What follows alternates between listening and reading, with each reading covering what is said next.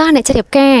រសួរខ្ញុំថាបងខ្ញុំនៅផ្ទះខ្ញុំគួរតែរៀបចំដេកមិនក៏រៀបចំតែងផ្ទះបែបណាខ្លះឲ្យដាក់រោងបាយតាណាអីមកណានេះគឺជាឧទាហរណ៍ជាក់ស្ដែងតែម្ដងអរគុណទៅដល់បរិយាធីវិសាដែលបានអនុញ្ញាតឲ្យខ្ញុំចូលមកថតទីតាំងផ្ទាល់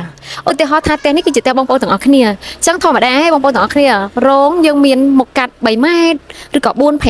8ឬក៏10ម៉ែត្រអញ្ចឹងណាប៉ុន្តែជាទូទៅខ្ញុំតែងតែឃើញកូនក្រមុំដែលរៀបចំនៅកម្មវិធីនៅផ្ទះពីច្រើនក៏ដាក់6ម៉ែត្រគឺទៅ8ម៉ែត្រអញ្ចឹងយើងមើលថាតើផ្លូវរបស់យើងធំគ្រប់គ្រាន់ក្នុងការដាក់បានប៉ុណ្ណឹងនៅព្រោះផ្លូវផ្ទះរបស់កូនក្រមុំខ្លះដាក់បានត្រឹមតែ3ម៉ែត្រទេខ្ញុំសូម flashback ទៅមុននឹងតិចទៀតសិនមុនពេលដែលបងប្អូនរៀបចំកម្មវិធីអីក៏ដោយណាត្រូវតែសុំច្បាប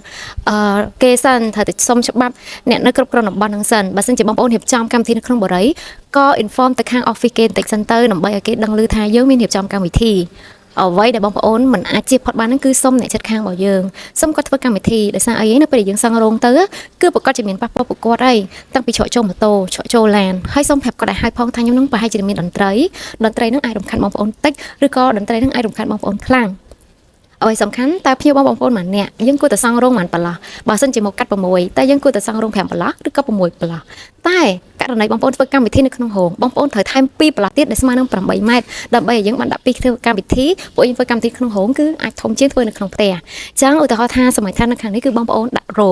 ងបងប្អូន6ម៉ែត្រហើយបងប្អូនដាក់ចំនួន10បន្លោះចាំមិនថា6ម៉ែត្រ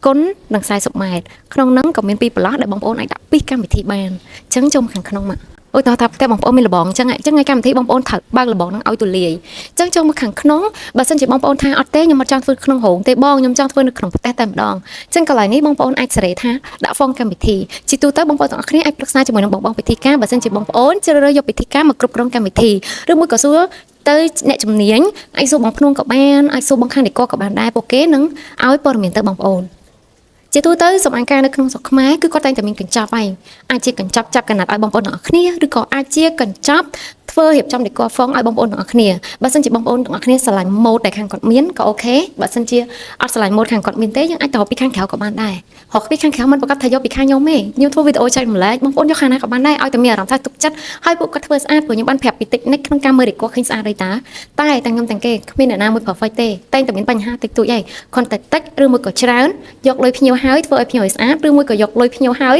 គឺបាត់ដំណឹងឆឹងតែម្ដងគ្រាន់តែប្រយ័ត្នឡើងហ្នឹងបានហើយអូខេចង់ឧទាហរណ៍ថាខាងនេះបងប្អូនរៀបចំហ្វុងកម្មវិធីអញ្ចឹងកន្លែងហ្នឹងបងប្អូនអាចឲ្យគេមកវាស់ទៅថាយើងអាចដាក់បានប្រហែលម៉ែត្រដើម្បីជាការច្បាស់លាស់អូមុននឹងទៅបន្តខ្ញុំសូមអរគុណទៅដល់បរិយាវិសាឥឡូវមានប្រូម៉ូសិនទិញផ្ទះថែមសម្ភារៈចឹងបងប្អូនទាំងអស់គ្នាជាពិសេសកូនកំឡោះដែលត្រៀមនឹងរៀបការឬមួយក៏រៀបការរួចអាចពិចារណាផ្ទះនេះបានអូខេចឹងបើសិនជាខ្ញុំ recommend បងប្អូនទាំងអស់គ្នាធ្វើនៅក្នុងរោងទៅឃើញស្អាតជាងកន្លែងតលានេះយើងអាចដាក់ប៊ីយ៉ែឬមួយក៏ដាក់អី store ទុកបានអូខេចូលមកខាងក្នុងករណីនៅខាងក្នុងនេះបើបងប្អូនចូលមកឃើញតលាបែបហ្នឹងហីពួកយើងធ្វើកម្មវិធីនៅក្នុងរោងហីអញ្ចឹងខ្ញុំទាយ80%ចង់ថាបងប្អូនទាំងអស់គ្នានឹងធ្វើជាកន្លែង make up ធម្មតានៅពេលរៀបចំកម្មវិធីមង្គលការគឺយើងត្រូវការ space ធំទលាមែនតើដើម្បីឲ្យបងសំអាងគាត់ងាយនឹងធ្វើការព្រោះគាត់មិនមែនធ្វើការមួយតែកូនក្រមុំទេគាត់ធ្វើការជាមួយនឹងបងប្អូនកូនក្រមុំឪពុកម្ដាយកូនក្រមុំទាំងសងខាងមូលហេតុអីហ៎ជាងមួយជាងសក់ផងជាងកូនក្រមុំផងជាងខាងស្លៀកផងហើយជាងផាត់មុខឲ្យបងប្អូនទាំងអស់គ្នាទៀតបើសិនជាយើងគិតទៅខាងសំអាងក៏គាត់ចំណាយច្រើនដែរលើការផាត់មុខរបស់កូនក្រមុំឬមួយក៏និយាយទៅកូនក្រមុំគឺដឹងតែជាង private បាត់ហើយអញ្ចឹងនៅបងប្អូននៅអីតែងខ្លួនម្នាក់ដងទៀតអញ្ចឹងបានគាត់សុំណាត់មក3កន្លះទីភ្លឺដើម្បីផាត់មុខម្នាក់ដងអញ្ចឹងណាអូខេអញ្ចឹងកន្លែងនេះប្រកាសជាតលាយហើយយើងអាចដាក់ទូទឹកកកដាក់អីទៅទូទឹកកកថ្ងៃហ្នឹងប្រហែលជាយើងអាច take out វ៉ាន់មួយចំនួននេះដោយសារតែយើងមានភេសជ្ជៈនៅខាងមុខខ្ញុំ recommend ថាឲ្យដាក់ភេសជ្ជៈមួយធុងនៅខាងទៅបងប្អូនណាគាត់ចង់ហូបឲ្យគាត់ដកហូបតែម្ដងនេះគឺជាអ្វីដែលខ្ញុំចង់និយាយហើយជាទូទៅទោះបីជាយើងធ្វើនៅផ្ទះបន្ទប់ទឹកផ្ទះនេះមានដូចជាទាំងអស់5តែទោះបីជាយើងរៀបចំកម្មវិធីនៅផ្ទះមានបន្ទប់ទឹកច្រើនក៏ដោយយើងគួរណាប្រើបន្ទប់ទឹកចល័តចំនួន2ឬមួយក៏3អាចជួលមកពីខាងបងចំភៅក៏បានអាចជួលមកពីខាងរោងក៏បានខ្ញុំសូមនិយាយតិចណាខាងរោងយើងអាចមាន2 option យើងអាចយកជំរើសពីខាងបងចំភៅឬក៏យើងអាចយកពីខាងក្រៅរោង VIP ដែលយើងអាចដាក់ម៉ាស៊ីនត្រជាក់អីអញ្ចឹងណាប៉ុន្តែ cost ក៏ចំណាយតាមនឹងដែរបើសិនជាមានកូនក្រមុំណាចង់សួរខ្ញុំបន្ថែមជួយសួរមកណាដោយសារតែខ្ញុំអត់ដឹងថាខ្ញុំត្រូវប្រាប់អីទៀតទេគ្រាន់តែថាខ្ញុំប្រាប់ទៅអត់ក្បោះក្បាយល្អណាចឹងចូលមកមិញហ្នឹងខ្ញុំប្រាប់តែកន្លែងដាក់ហោងត្រូវសុំគេត្រូវអីចឹងទៅដាក់ ហ្វុងកម្មវិធីនៅក្នុងរោងហើយធម្មតាតែខ្លងកម្មតារោងសង់មុខកាត់នៅណាគឺយើងត្រូវដាក់ខ្លងកម្មវិធីនៅហ្នឹងឯង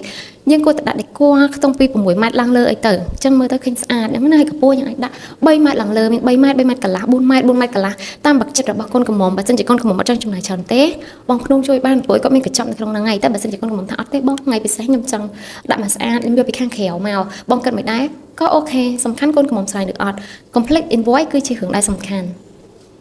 ដូចជាអត់មានអីទេបងប្អូនអរគ្នាខ្ញុំសូមអរគុណទៅដល់បងបោះស្បាខាងបោះស្បាភ្នំពេញចូលសម្លៀកបំពាក់នៅខាងម្ដុំមាត់ទន្លេ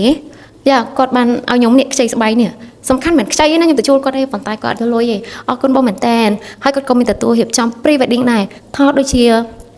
ចាប់ពីតម្លៃ$15ឡើងទៅហើយមាន make up ផ្សេងៗហើយគាត់មានជាងថតមាននេះនឹងស្រាប់ហើយបងប្អូនអាចតាក់ទងទៅគាត់ direct បានខ្ញុំដាក់លេខទូរស័ព្ទនៅខាងក្រោមអញ្ចឹងសម្រាប់បងប្អូនដែលចិត្តរៀបការឬមួយក៏បងប្អូនដែលរៀបការអាចពិចារណាតែនឹងបានអូនិយាយទៅមកវីដេអូនេះនឹង sponsor ប្រហែលក្រុមហ៊ុននេះអូខេហើយបើសិនជាបងប្អូនទាំងអស់គ្នាត្រូវការភេសជ្ជៈនៅក្នុងកម្មវិធីក៏ complete ខ្ញុំដូចគ្នាតាក់ទងខ្ញុំផងប៉ុន្តែខ្ញុំអត់បង្ខំទេណាស្រឡាញ់ខាងណាយកខាងហ្នឹងទៅព្រោះអីខ្ញុំមិនអាចជន់គេហើយមកលើកតែខ្លួនឯងទេអ្នកនៅនេះហ៎រស៊ីមានអ្នកស្មោះត្រង់ក៏ច្រើនអ្នកដែលខូចតែភាគតិចទេអញ្ចឹងបងប្អូនគ្រាន់តែពិចារណាមកចំណុចហ្នឹងទៅដែលខ្ញុំបានប្រាប់ជារឿយនៅហ្នឹងទៅបានហើយពួកអីមិនមែនមនុស្សទាំងអស់គ្នាស្តាក្រក់អីក៏មានមនុស្សល្អដូចគ្នាហើយសំខាន់ខ្ញុំក៏ទៅតែរៀនតិចទៅដែរបានអាចនិយាយជាមួយនឹងបងប្អូនទាំងអស់គ្នាត្រូវបានជាទីគោរពស្រឡាញ់របស់បងប្អូនកូនកំមុំហើយក៏អរគុណដល់កូនកំមុំផ្សេងទៀតដែលបានឆាត់មកលើកទឹកចិត្តឆាត់មកលួងលោមឆាត់មកប្រាប់ថាចូលចិត្តបងពិតជាអរគុណមែនតើហើយសូមឲ្យកម្មវិធីរបស់កូនកំមុំក្រោយៗគឺល្អអរគុណ